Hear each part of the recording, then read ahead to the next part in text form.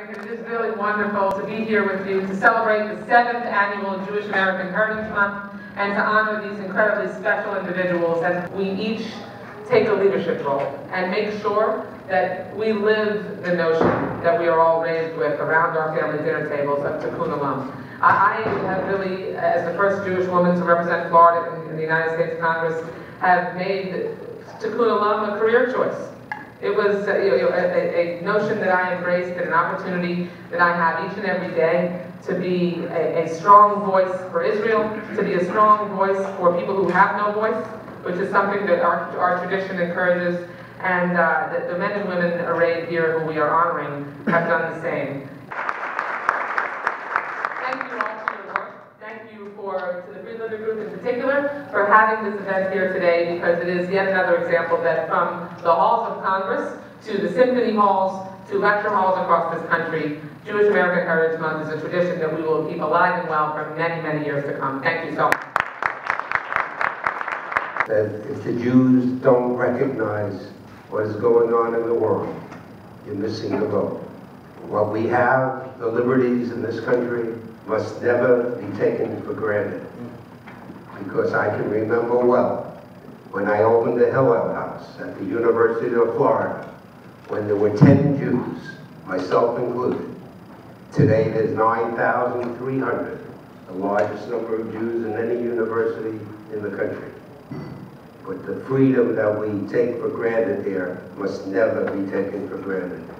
It's my honor to present to you a true patriot whose love of our country, the United States of America, runs deep and strong, and more importantly, very meaningful. It's my pleasure to introduce to all of you the United States Senator from Florida, Senator Marco Rubio.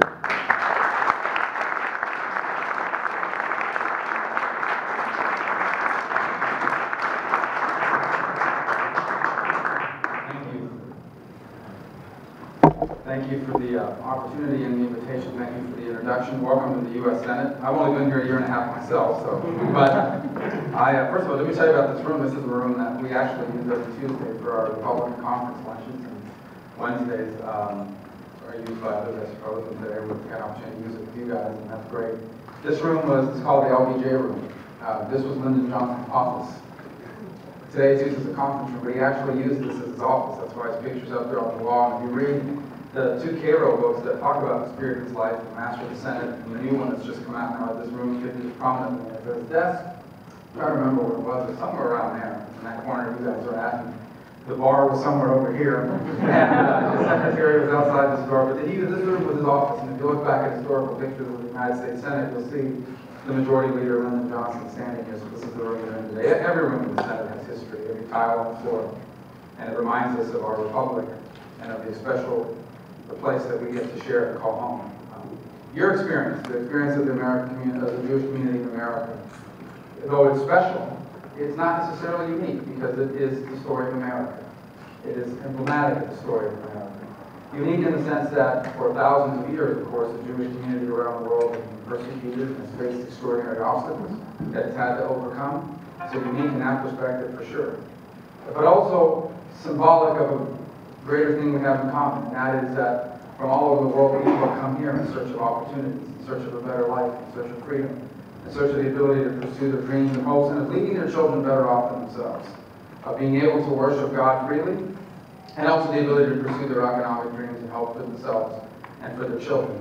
As Stanley warns, those things are easy to take for granted, especially when you're born into a country like that, when you've lived there your entire life, as I have. It's easy to think, but isn't this the way it always is? Isn't this the way it is all over the world? Doesn't everybody live this way? And the answer isn't even now, even in this new century, with so much progress and hope around the world. There is still no shortage of places where that's not true. Where in fact people are doomed by the circumstances of their birth. Where if you're not born into the right family, or the right religion, or the right neighborhood, or the right people, whatever that means, you are limited from the moment you were born from how far you're going to get ahead in life. There has been at least one place on earth for the better part of 200 and some odd years that has not been the case. And it's been this extraordinary nation, founded on a very powerful principle that our rights and our worth as people find their sources not in our laws or in our politics, but in our Creator. that we are endowed by our Creator with certain rights. That these rights aren't given to us by the government or by our politicians. These are rights we're born with. And that, in fact, any government or any leader that denies us these basic rights is an illegitimate government. These are the founding principles of our republic. The founding principles of our republic are not even political principles. They're spiritual and moral principles. And our willingness to live by those principles has distinguished us from the world and unite all Americans who at some point in their history can track their lineage back to somebody who came here because who they could not be who God meant them to be in the nation of their birth. Or maybe can track their lineage back to those who were brought here as slaves, who overcame one of the most horrifying institutions man has ever known, to stake their claim to the American dream. This is what we have in common as a nation. We are a nation of go-getters. We are a nation of people that refuse to accept their current circumstances as their destiny and reach for a better place and a better life and came here in search of these things. There is no other community in America that understands that better than the Jewish community. Because the challenges it has faced throughout history have not just been political. They have been moral, they have been wartime, they have been normal safety, they've been economic, and they continue to this day. Stanley mentioned a moment ago the challenges that existed in this very nation and in Miami. It's absolutely true. In fact, I know someone who bought a house in the 1980s who got a very apologetic call a few days later from the seller telling them, "I'm sorry, I cannot sell you this home because it is deed restricted. Under a covenant that runs with this piece of property, I cannot sell this home to a Jew." That didn't happen 200 years ago. It happened 2 decades ago in the United States of America. Of course, that was illegal in Florida and it was overturned. The point is, ours is not the story of a perfect country or of perfect people, but it is a story of a people that always strove to get better and had the freedom to be able to accomplish that. And so that's who we must be continued. That's who we must continue to be. Not just for our sake, but for the sake of all the world. Because the most powerful thing that we Americans have ever done is be American. The most powerful thing we've ever given the world is our example. The fact is, you can travel anywhere on this planet, and you will find someone who can point to someone who lives here, who has been able to do here what they never would have been able to do there. And every part of this world, there is someone that can look to America and find someone just like them, who is trapped in the circumstances of their birth in that country, but here has accomplished extraordinary things. That is not something just for us to be proud of. That is something for us to cherish and to respect. Not just in our words, but in our actions. Because being an American is not just a title. It's a blessing, and with that blessing, a responsibility. To live out the principles and values, not just here at home, but around the world. To be a clear voice on behalf of human rights and human dignity. To live in our actions, both foreign and domestic, that believe that every single human being on this planet is endowed by their Creator, not by their laws, their king, their government, but by their Creator with certain rights that no government and no leader has a right to deny them. And we are confronted with that challenge every day in every corner of the planet and every issue you can imagine. I know that an issue you hold near and dear to your heart is the issue of Israel. Fantastic article written yesterday, or column written by the current ambassador of the United States, that talks about how Israel was spoken about 25 years ago and how it's spoken about today. The enormous difference between the way Israel was once described as a heroic nation and now is increasingly demonized in the international community. Why? It's more than just a political agenda. It's an all-out agenda to undermine the credibility and viability and the right of Israel to exist, to delegitimize Israel and through extension the Jewish people's right to have their own country. Now, does the United States need to speak clearly on that topic? Yes. And I'm proud that we do. I know a moment ago you heard from Debbie Wasserman Schultz. You can be proud of knowing that the issue of Israel and the right of the Jewish homeland is a bipartisan issue that enjoys extraordinary, perhaps as much as any issue in this country, extraordinary bipartisan support. But it extends beyond that issue. Because we have to remind ourselves of why is Israel threatened.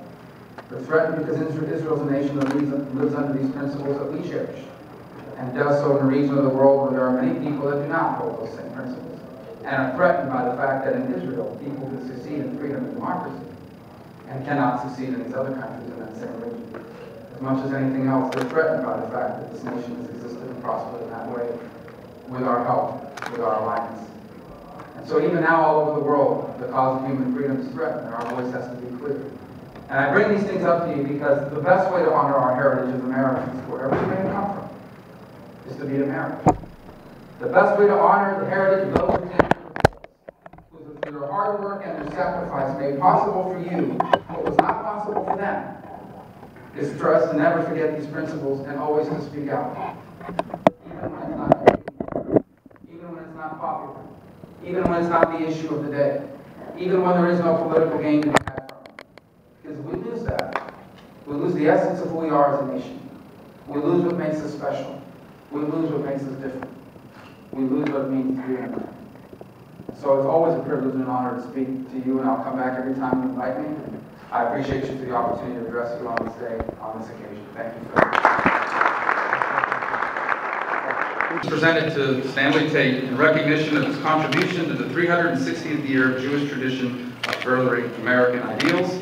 On this date, May 16, 2012, the Jewish American Heritage Month here in the United States Congress in Washington, D.C.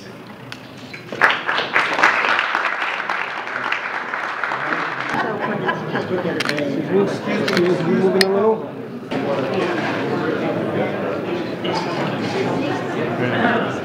I said to the President Senator, how long should I speak for?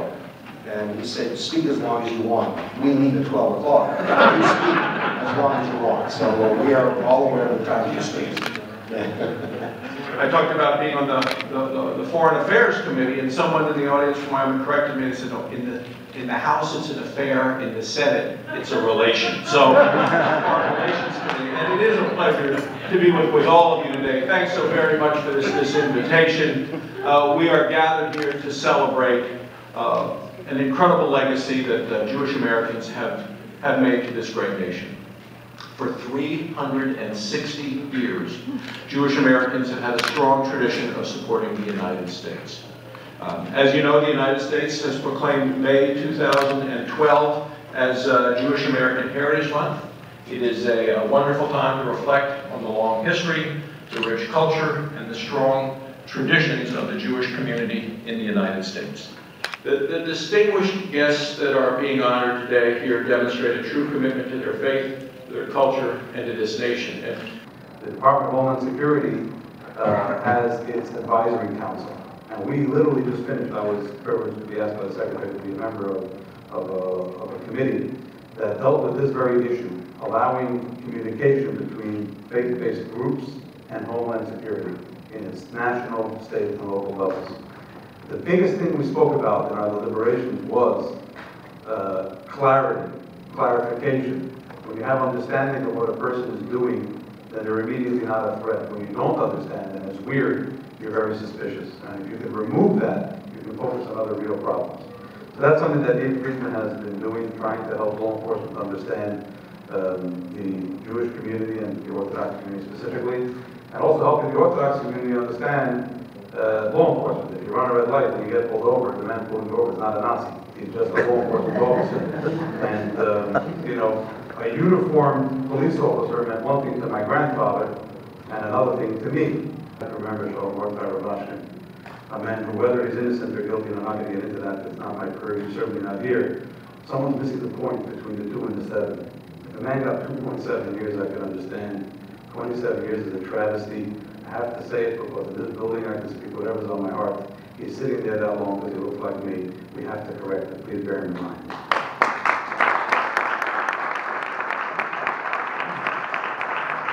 The greatest satisfaction that a parent can have is not just imo v'aviv tira'u, but when the children themselves, as they grow up and develop, shafsosai shmo, they themselves recognize the importance of our tradition and embrace our heritage. So I'm delighted to be here today to join all of you. I'm very proud to be here to join and give honor to Alisa. Thank you. You'll see him on Morning Show. You'll see him on Meet the Press.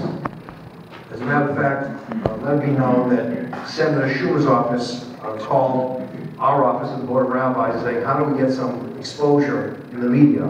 The king is taking all of our time. As a matter of fact, this weekend he'll be on the Weather Channel. I want to see him there. Let me tell you about Peter King. I think this embodies who he really is. The biographer of Winston Churchill was asked, what do you describe the greatness of Churchill? He said, very simple, 50% intelligence, 50% independence, and 50% integrity. The person said, well, wait a minute, sir, that's 150%. The biographer said, you don't know Churchill. He's more than one person. So here is someone who we refer to belovedly as America's Congressman, the Honorable Peter King. And that's why I'm so proud to be here today to make a presentation to Rabbi Friedman, because he certainly is one who does such an outstanding job as a rabbi, certainly serving the Jewish community, but his influence is felt throughout all communities. The work he does, especially with first responders, as chaplain and being there for them, is so important because they really are the people who are our armed forces here at home. They are the people who are defending us against crime day in and day out, against fire day in and day out. They're the people who put their lives on the line for us. And certainly in the post 9/11 age, they are very literally soldiers on the front line here at home. And to have a spiritual advisor, a counselor, someone who is there to provide them with direction and consolation and solace is so important, because I think all too often we take these people for granted, and we do. But thank God Rabbi Friedman doesn't. Thank God that he has put himself there to work with them. Obviously, he does work in Brooklyn as far as healthcare and as far as working with people. But to me, foremost in my mind, is the work he does with the men and women who put their lives on the line for us. He puts his time and energy into those who put their lives on the line. And to me, that truly is doing God's work on earth. So with that, I'm very proud to make a presentation. Rabbi Friedman, if you would come up, please.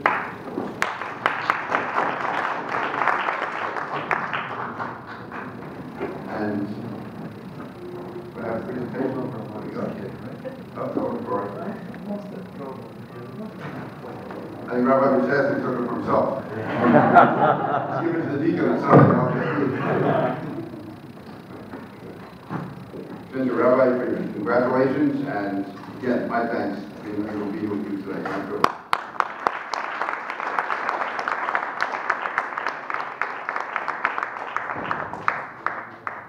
I'm really flattered and honored to be here celebrating May of Jewish Heritage Month.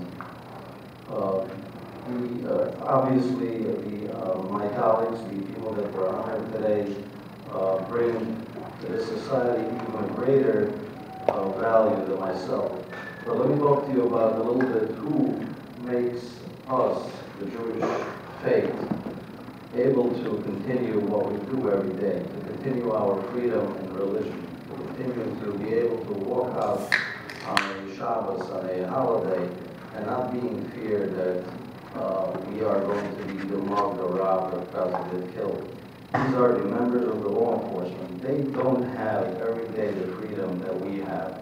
When they leave at night or in the morning to go to their court, their family, their wife, their husband, their kids, they don't know if their father or a brother or husband coming home tonight. And you know what? They deserve the word today that we, Jewish faith, can continue what we do and practice every day. So I want to give them a round of applause.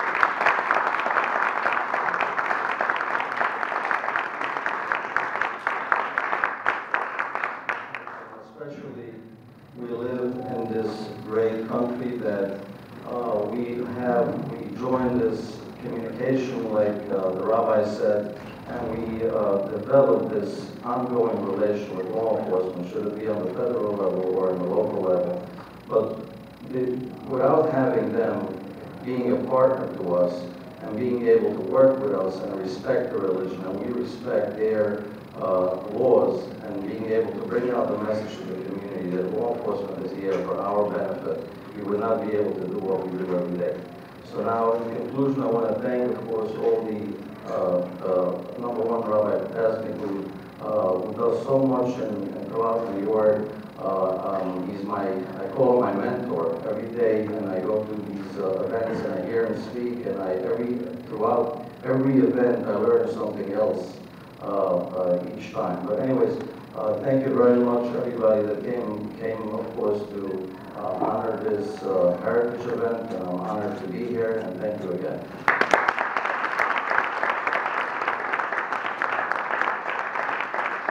Let me tell you something I learned from you, with law enforcement here. I learned if you get stopped by a cop, and he's going to give you a ticket, or she's going to give you a ticket, keep talking. The longer you talk, the longer that person will not give you a ticket.